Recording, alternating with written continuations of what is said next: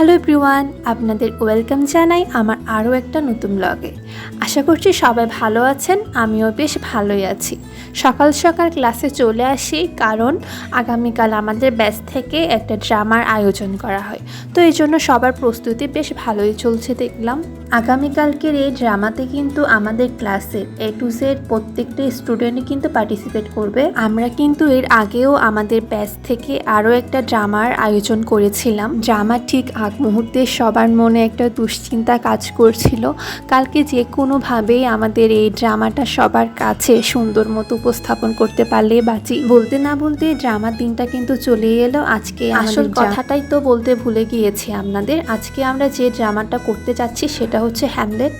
সহজ করে যদি বলি, হ্যামলেট হচ্ছে উইলিয়াম শেক্সপিয়ারের রচিত অন্যতম শ্রেষ্ঠ একটি ট্র্যাজেডি নাটক। এই নাটকের প্রধান চরিত্র হচ্ছে হ্যামলেট। হ্যামলেট হচ্ছে ডেনমার্কের রাজপুত্র এবং তার বাবা ছিলেন ডেনমার্কের রাজা। তার রহস্যময় মৃত্যুতে হ্যামলেট গভীর মানসিকভাবে ভেঙে পড়েছিলেন। পরে সে তার বাবার আত্মার ধারা জানতে পারেন তার চাচা ক্লোডিয়াস তার বাবাকে হত্যা করেছেন এবং সিংহাসন দখল করে এরই সাথে তার মাকেও বিয়ে করেছেন।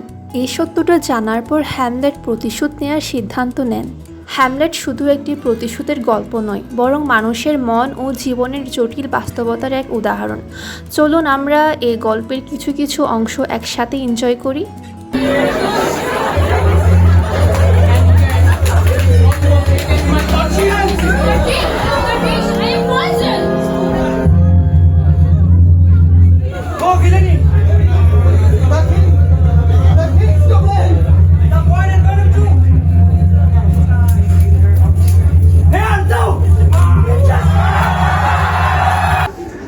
Supper.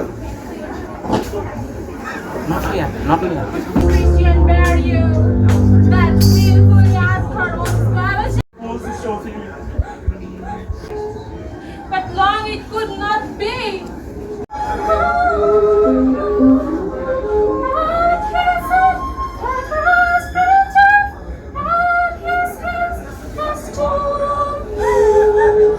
Oh, that sweet lady, what imposed this song?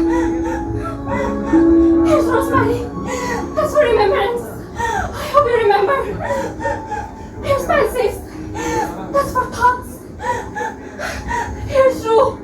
That's for your regrets and your sisters. And some for me and mine.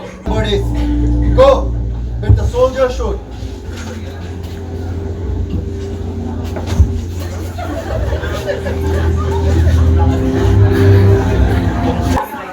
The director of IQAC, Hidayatullah sir, with us, who has witnessed such a wonderful performance. Now I'd like to...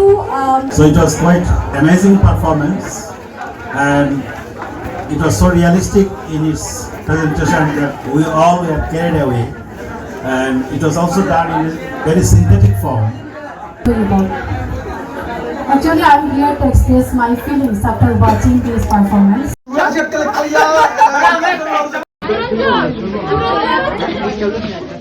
না হ্যাঁ ফেরওয়েল ওই যে 30th এ দড়ি দি কাটি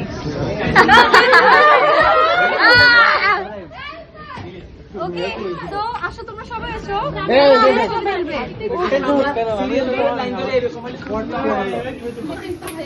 happy birthday to you ma'am happy birthday I love my birthday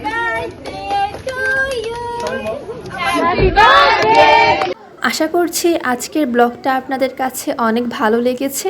তো আজকের মতো এই ব্লগটা এখানেই শেষ করছি। সবাই ভালো থাকবেন, সবাইকে ভালো রাখবেন। টাটা।